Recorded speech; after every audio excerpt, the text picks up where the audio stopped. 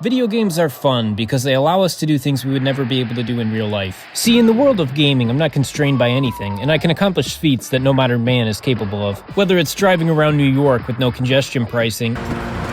Sure, take my car. Superhero business ride.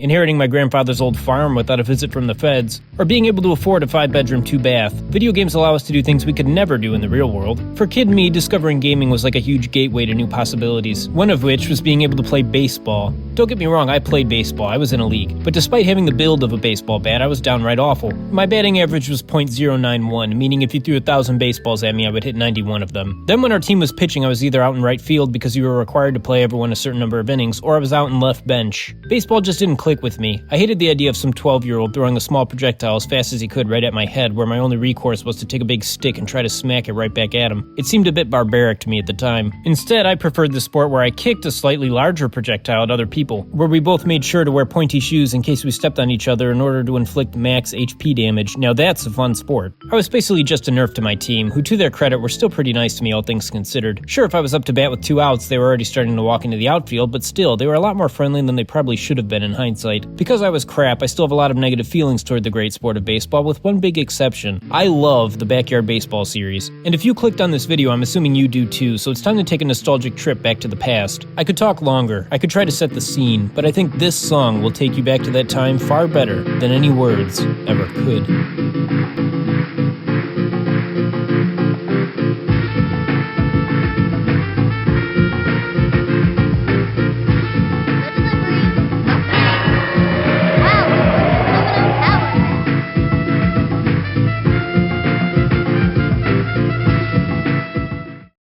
Originally developed and published by Humongous Entertainment, a company that needs no introduction if you were a kid playing PC games at the time, we are looking at the official port released a few months ago on Steam. The series was just rebooted by Playground Productions with help from Megacat Studios, and they're working on re-releases of several more games in addition to making a brand new one, which is very exciting. But you see, sports games are not really my thing, with the exception of golf games for some reason. I really like golf games. Other than that, I don't follow any sports in real life, so I don't care about or know any of these teams or players. But what's special about Backyard Baseball is, at least for this game, just like me, it ignores that real baseball teams exist and makes everything up. Say goodbye to the Chicago White Sox and say hello to hydrated super duper fishes. It's a very charming game, and all the players you can choose for your team have very unique and distinct personalities. You got your Linux user, your Mac user, your future mob boss, your present day mob boss, the state of Louisiana, and Big Pharma's strongest soldier, among many cool others. Another neat thing here is that by playing certain kids with or against each other, their internal stats can change. For example, Amir Khan gets a huge buff if he's on the same team as his older brother Ahmed, who he looks up to. Conversely, Ronnie Dobbs becomes a much worse player if he's put with his helicopter parenting sister. The game doesn't spell all these out directly, but it's hinted at on some of these player baseball cards. Actually, now that I look at Amir's card, it pretty much is spelled out directly, but in my defense, I was probably illiterate when I played this, so it may as well have been a secret to me. It's also funny that Super Mario Sluggers kind of copied the same general idea. I wonder if there was any inspiration here. There almost certainly wasn't, but it's still fun to consider. As for the game itself, there's the basic single-player pickup mode where you get a number of interesting fields to play on, each with slightly different mechanics. I really like Cement Gardens, which is just in the middle of this city. It's like when you were an actual kid, you didn't always have access to a nice field to play on. Sometimes you had to use your imagination. These fields, in conjunction with the relationship mechanics, really do set the atmosphere of baseball in the backyard. I mean, back in the day, you played wherever you found the space, and that required some creativity. And sometimes your friends got along, and other times there were those friends who loved each other but would fight about anything and everything. And to top things off, in this mode, you go back and forth with the computer picking teams. Unlike the season mode, it's not a sure thing that you get every player you want on your team. It's just like the playground was back in the day. Sometimes you get stuck with the kid like me. The other options in your Treehouse Hub are to look at the shiny trophies you've won, a practice mode, and the baseball cards for each player, which tell you interesting facts about them or little hints about how to utilize them best, just like we talked about with Amir. But you do have to be literate to get something out of this. They put a lot of time into these cards too. Each of the kids has their own unique song that's played here, which is also played during their walk-ups and after hitting home runs. They have several different voice clips, some of which are very, very long. It really adds a lot of charm, and I remember Kid Me loved listening to all these and getting to know these really cool characters. It seems like such a throwaway thing, this part of the game, but it really adds a lot of character and lore for those who are interested. I've saved the biggest for last, though. Over here you'll find the main season mode. This is the meat and potatoes of the game. You choose the team name from these given presets and get to pick your color, and then it's off to pick your team roster. Unlike the pickup mode, you select everyone you want for the team without the computer potentially stealing anyone. What's weird is that the kids you don't pick don't end up on the computer teams. Instead, the CPU teams just generate these randoms who all look alike. I have no idea why this is. I get that they needed these randoms because they couldn't draw that many unique characters to fill in all these teams, but still, why didn't they at least put a few on each team? This is such a waste of animation frames. You draw all that junk and don't use it? Just from drawing these stupid MS Paint things that barely take any time at all, I can promise you if I draw something and later cut it, I'm reusing it the first chance I get. Drawing and especially animating takes forever. I try to get these videos out once a week, but I spent the entire night drawing this slide and it still looks like it was made in a kindergarten art class. I can't imagine how long it took to draw Mikey sneezing. Somewhere out there was a guy who didn't see his family for 3 days while he was working on these frames. I mean, definitely worth it, but it's still a tragedy that the devs didn't use the unselected players in the season mode like they would do in later games.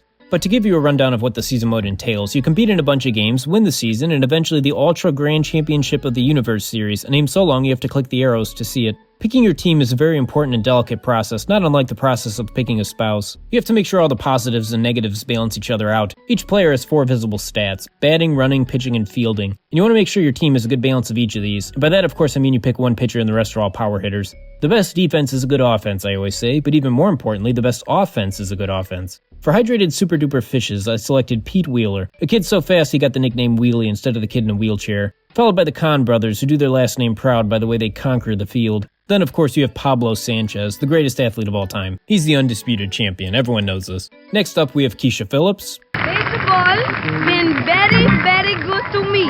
I don't know why she's talking like that. Also, we have Dmitry Petrovich, who obliterates his opponents with facts and logic and also runs like he's riding a bicycle. Pardon me, batter, but perhaps it would help if you kept your eyes open. Then we have Mikey Thomas, who we deploy to cough on the opposing team's best players if we're behind. And rounding things out, we have the Del Vecchio twins, Angela for the pitching and Tony for the incredible vibes. And at that, I give you Hydrated Super Duper Fishes. Look at this squad, may as well give us the trophy now. But how does the game actually play? Well, and you're going to be amazed by this, it's baseball. The pitching mechanics are exactly what you'd expect. Select pitch type, select location, boom, gaming. There is a stamina meter which can be refilled with juice, and you'll have less control over your pitches as you lose juice. Yup, instead of juicing on steroids as was tradition in baseball in the 90s, Humongous Entertainment decided to just cut out the middleman and juice on 100% juice. That's both the efficient and family-friendly choice. Fielding is just as simple. Click where you want to run and click to throw to a base. This feels good and it works. The batting mechanics are a bit more interesting though. The default mode has a black circular shadow that tells you the potential location of the pitch. Within this radius is the spot that the pitch is actually going to be thrown. You need to click as close to that spot as possible in order to get the most power for your hit. There's a harder mode where the shadow goes away completely, and also an easier mode that tells you exactly where the pitch will be. You still have to make sure that you time things right in addition to clicking in the right location. If you still struggle with this, aka if you're 4 years old, there is also a T-ball mode. I have no footage of this because I'm a grown man and I'm not playing T-ball mode.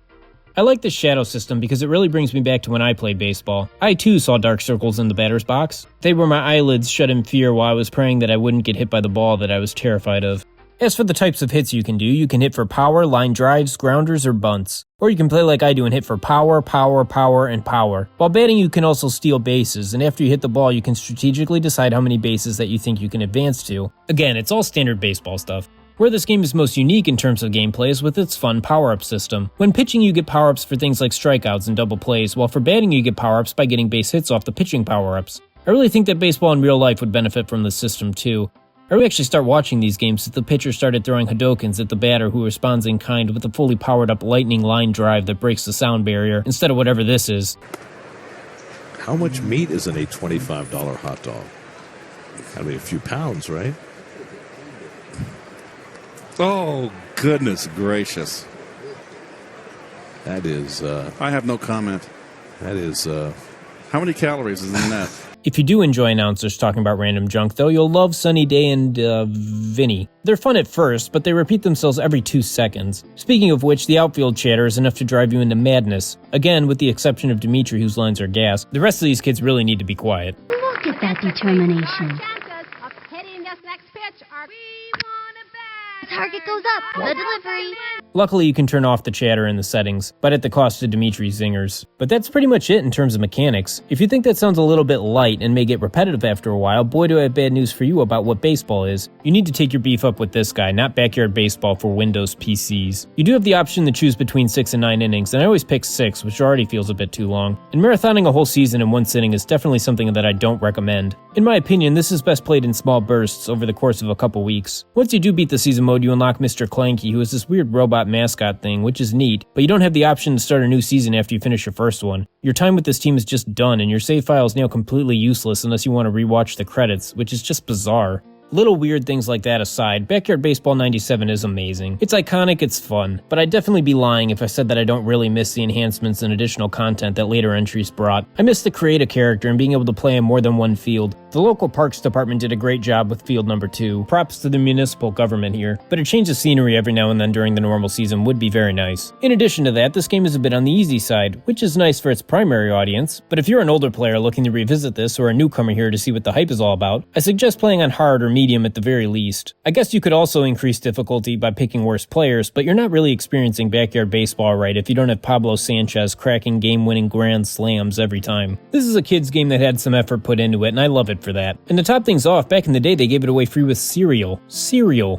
I don't know what was with this era and giving away complete and fun gaming experiences with Wheaties. I mean, today you can barely expect to get a complete and fun gaming experience for $70, but back then, just go to the grocery store and you'll find Roller Coaster Tycoon in aisle 7 for $3. I mean, Cheerios with Backyard Baseball as the pack-in title rivals the NES with Super Mario Bros. I'm just saying. And I'm so glad this game is easily accessible again for only $10. And the new port on Steam seems to have been made with a lot of love for the original. I especially like this part in the credits where the port devs shout out the original dev team and explain that they would have left in references to them, but that legal made them take them all out. That's pretty funny. I want more people to experience this series, and I hope they port this game over to consoles too. I'm excited to see later games make the jump, and I'm even more excited for the new game. If you read all the interviews with the new team, they all seem to understand it's the art style and character designs, in addition to the fun arcadey gameplay, that made this series stand out so much. They identified correctly, in my opinion, that the brand started to die out when they ditched this hand-drawn art style for a generic 3D look. It seems they get what fans loved about the series, and I hope they continue to do it justice going forward.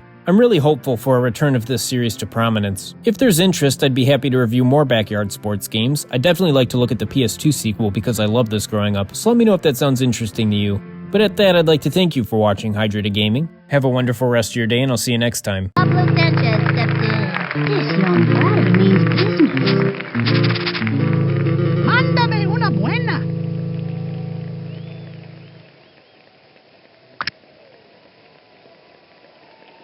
She is ready. The delivery. A three. Welcome to the aluminum power bag. That was the ring that